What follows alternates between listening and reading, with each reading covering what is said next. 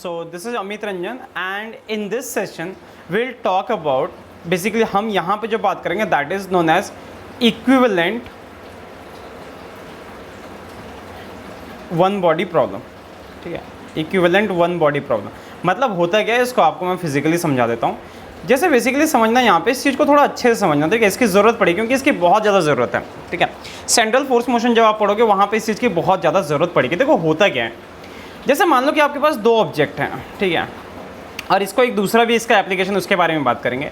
जैसे मान लो कि इसका दो ऑब्जेक्ट है, ये ऑब्जेक्ट एक हो गया, एक ये ऑब्जेक्ट हो गया, मतलब जहाँ से आप समझ लो जहाँ पे रिड्यूस्ड मास का आपका कंसेप्ट आता है.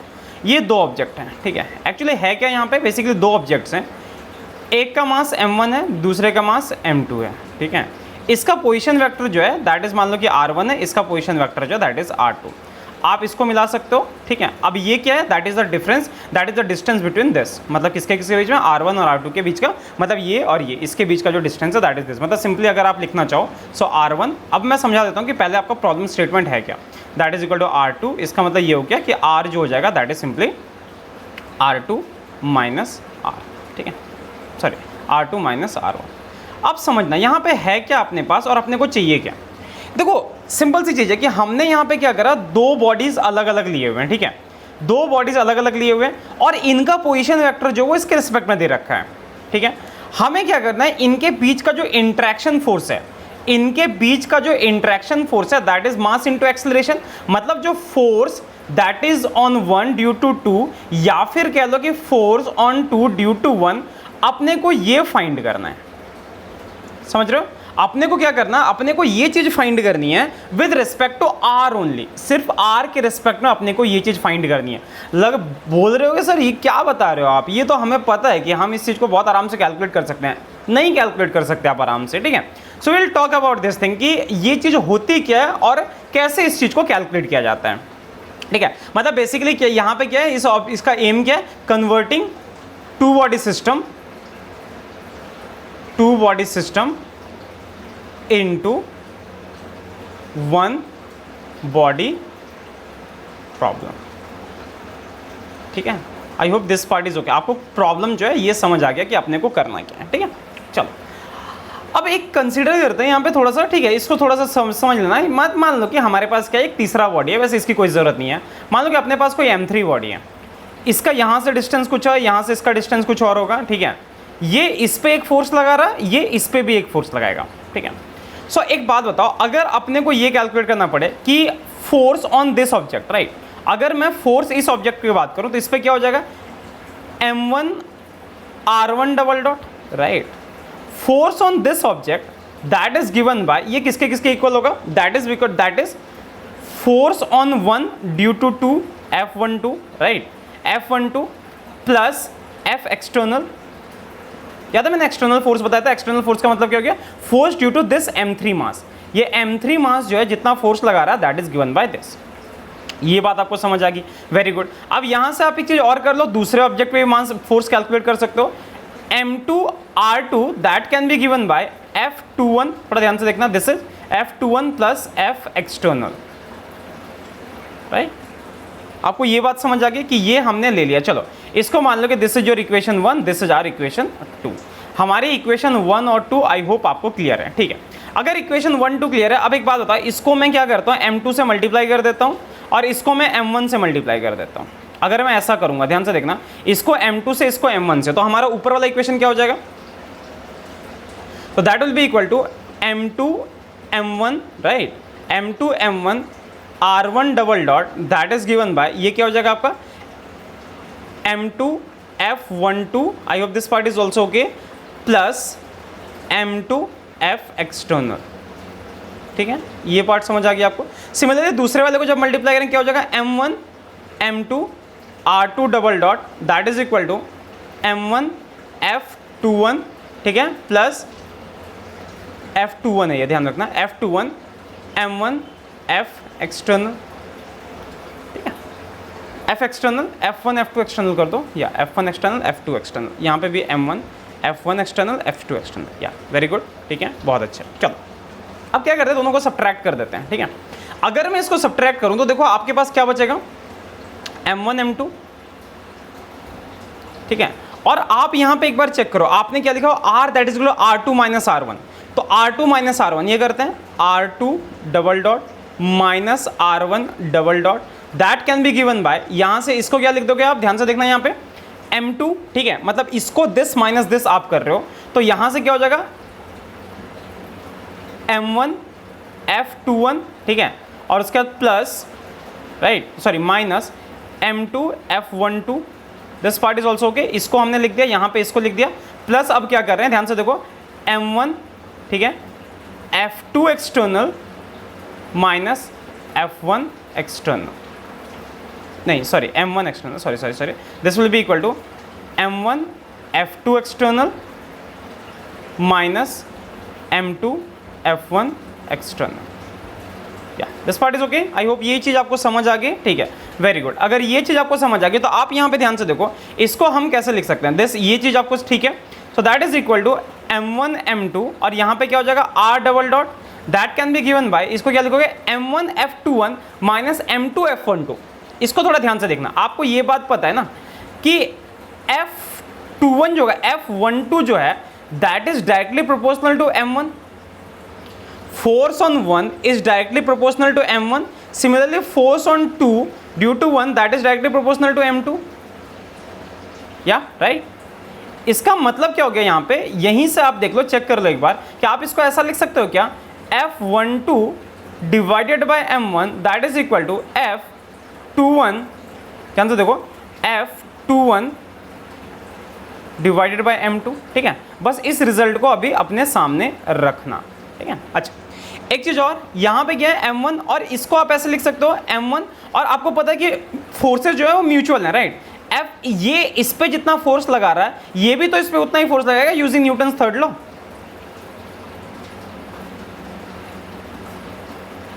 इसका मतलब क्या हो गया, यहां से आप इजीली बता सकते हो कि F12 that should be equal to F21। इसका मतलब यहां से क्या हो जाएगा आपका M1 माइनस M2, सॉरी, और नेगेटिव साइन के साथ, तो यहां पे क्या हो जाएगा M1 प्लस M2, और इसके साथ बाहर क्या आ जाएगा F12, ठीक है, this part is OK, I hope ये वाली चीज आपको समझ आ गई।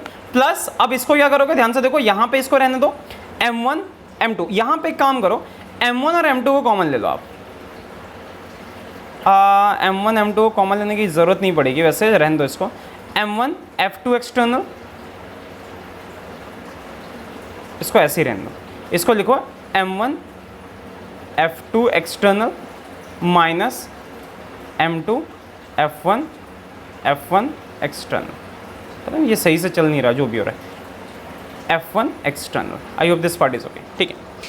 अच्छा, ये चीज़ तो आपको ठीक है, यहाँ तक बात समझ आ गई। अच्छा, अब यहाँ पे एक चीज़ समझना, हम ये मान सकते हैं क्या कि हमारा, मान लो कि इसको अलग अलग वे से जिस तरीके से आप चाहो उस तरीके से लिख सकते हो, कोई दिक्कत नहीं है यहाँ पे, लेकिन आप इस चीज़ को समझना कि आपका यहाँ पे हम इस चीज़ को ये मान सकते हैं क्या कि M1 F2 एक्सटर्नल, थोड़ा ध्यान से देखना, ये चीज़ तो चलो इसको तो हमने लिख ही रखा है, ठीक है। अब आप इस चीज़ को समझना, देखो कि आपका जो फोर्स एक्ट कर रहा है, आप ध्यान से देखना, यहाँ पे आप एक काम करो, M1 M2 को कॉमन ही ले लो यहाँ पे, तो फिर आपको ये चीज़ ज़्यादा समझ में आएगी। M1 M2 R double dot that is equal to M1 plus M2, और उसके बाद यहाँ पे क्या हो गया F12, ठीक है, प्लस अब इस चीज़ को थोड़ा ध्यान से समझना, यहाँ पे क्या करो, M1 M2 को कॉमन ले लो, आपका यहाँ पे क्या बच रहा है F2 external divided by M2 minus F1 external divided by M1, right, ये चीज़ आपकी बच रही है। अब थोड़ा ध्यान से लॉजिकली आप सोच के बताओ, मैंने क्या बोला था कि F21 एक्सटर्नल, दिस इज, इस पे जो फोर्स है, जो इसका एक्सटर्नल फोर्स है, that is directly proportional to, मतलब फोर्स जो होता है, अगर मान लो कि ग्रेविटेशनल फोर्स है, क्योंकि यहाँ पे मास के कारण फोर्स जनरेट हो रहा है, तो ये जो इस पे जो फोर्स लगेगा ये इसके तो प्रोपोर्शनल होगा ना, कि F2 external that is directly proportional to M2, similarly F1 external, इस पे जो एक्सटर्नल फोर्स लग रहा है external, that should be directly proportional to M1। इन दोनों को आप डिवाइड कर सकते हो क्या, F2 divided by M2 divided by that is equal to F1, यहाँ से क्या लिख सकते हो, F2 divided by M2 that is equal to F1 divided by M1, right, मतलब ये दोनों इक्वल हैं। अच्छा अब एक बात बताओ, अगर ये दोनों इक्वल हैं तो ये दोनों ये और ये कैंसिल हो जाएगा, इसका मतलब दिस पार्ट इज 0। इसका मतलब क्या हो गया, यहाँ से आप ध्यान से देखो F12 को आप क्या लिख सकते हो, F12 this can be written as, इसको क्या लिखोगे आप, M1 M2 divided by M1 plus M2 और R double dot, this part is okay. तो यही हो गया आपका F12 that is simply given by mu times R double dot. मतलब आपने क्या करा इसको, वेयर म्यू इज बेसिकली ये म्यू जो आपका ये वाला टर्म हो गया। इसका मतलब सिंपली क्या कह रहा है, देखो कि आपने इनके बीच का जो इनके बीच का जो इंटरेक्शन फोर्स था, ध्यान रखना कभी भी कि इंटरेक्शन फोर्सेस जो होते हैं ना वो कभी भी मास ऑफ वन ऑब्जेक्ट नहीं होता। कभी भी जैसे हम इंटरेक्शन फोर्सेस को जब कभी हम देखते हैं एफ इंटरेक्शन फोर्स, जब भी मतलब दो ऑब्जेक्ट के बीच में अगर इंटरेक्शन फोर्स एक्ट कर रहा है तो याद रखना ये इंटरेक्शन फोर्स ना कभी भी M1 या M2 पे डिपेंड नहीं करता। जैसे नॉर्मली हम ग्रेविटेशनल फोर्स में क्या कर देते हैं कि इस पे जब फोर्स निकालना होता है या पोटेंशियल निकालना होता है हम सिंपली M यूज कर देते हैं। It is not like that, हमें M यूज नहीं करना, हमें क्या करना है इन दोनों सिस्टम का अगर इसका मास M है तो हमें म्यू यूज करना हमेशा, that is M divided by M plus M। I hope ये बात आपको समझ आ गई, ठीक है। तो इसीलिए सेंट्रल फोर्सेस में जहां कहीं भी कैलकुलेशंस होंगे, सेंट्रल फोर्सेस क्या है, these are always mutual forces, right, कि ये और ये दोनों साथ में काम कर रहे हैं, राइट। मतलब इसके कारण ये वाला फोर्स बेसिकली जनरेट हो रहा है, आ रहा है, दो ऑब्जेक्ट के बीच में ये फोर्स एक्ट कर रहा है। That's why we will use always the reduced mass term. आप हमेशा वहां पे रिड्यूस्ड मास टर्म याद कर लिखोगे, ठीक है। अब बोलोगे सर लेकिन हम तो ज्यादातर 11-12 में जो हमने किया था वहां पे मास ऑफ अर्थ लेके चलते हैं इस सिस्टम में, तो आप देखो मास ऑफ अर्थ क्यों लेते हो। आप एक बात बताओ, अगर आपका mass of sun is very much greater than mass of earth, उस केस में आपका क्या होगा, देखो रिड्यूस्ड मास क्या हो जाता है, that is simply equal to m mass of earth हो गया, मास ऑफ सन हो गया, divided by mass of earth plus mass of sun, ठीक है। आप एक काम करो, मास ऑफ सन को यहां से कॉमन ले लो, me ms divided by ms को कॉमन ले लो, क्या बचेगा 1 प्लस ना, एक काम करो, हाँ 1 प्लस, ठीक है, me ओवर ms, ठीक है, this part is okay. ms से ms कैंसिल हो गया। आप एक बात बताओ, चूंकि me जो है ओवर ms जो है, दिस me जो है that is very much less than ms, एक second, me is very much less than ms, इसका मतलब क्या हो गया, me ओवर ms जो है that is very much less than 1। तो इस 1 में उसका कोई सिग्निफिकेंस होगा क्या, नहीं होगा ना, इसलिए रिड्यूस्ड मास को हम यहाँ पे क्या करते हैं, सिंपली मास ऑफ अर्थ लिख देते हैं, ठीक है।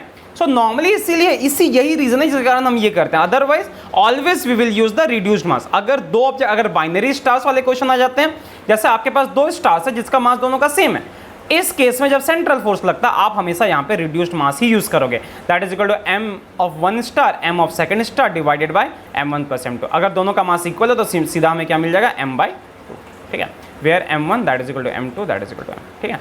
सो आई होप ये वाला सेशन आपको समझ आया होगा, ठीक है। अगर समझ आ गया तो फिर ठीक है, सही है, तो फिर हम आगे बढ़ेंगे अगले किसी टॉपिक के साथ, जहाँ पे हम किसी मतलब अगले किसी सेशन के साथ जहाँ पे हम किसी और टॉपिक के बारे में बात करेंगे, ठीक है। और अनअकैडमी पे अगर आपको प्लस सब्सक्रिप्शन लेना है, अनअकैडमी पे अगर आपको प्लस सब्सक्रिप्शन लेना है, you can use the referral code live AMIT10, join करो, बहुत मज़ा आएगा, पढ़ाई आपकी सिस्टमैटिक ढंग से चलेगी, ठीक है। इससे आपको 10% ऑफ जो है वो प्लस में मिल जाएगा, ठीक है। और बाकी मेरे जितने सोशल मीडिया लिंक्स हैं जो आपको डिस्क्रिप्शन बॉक्स में मिल जाएंगे, आप वहाँ से मेरे को फॉलो कर सकते हो, ठीक है। सो मिलते हैं जल्दी, तब तक के लिए tata, take care and bye bye.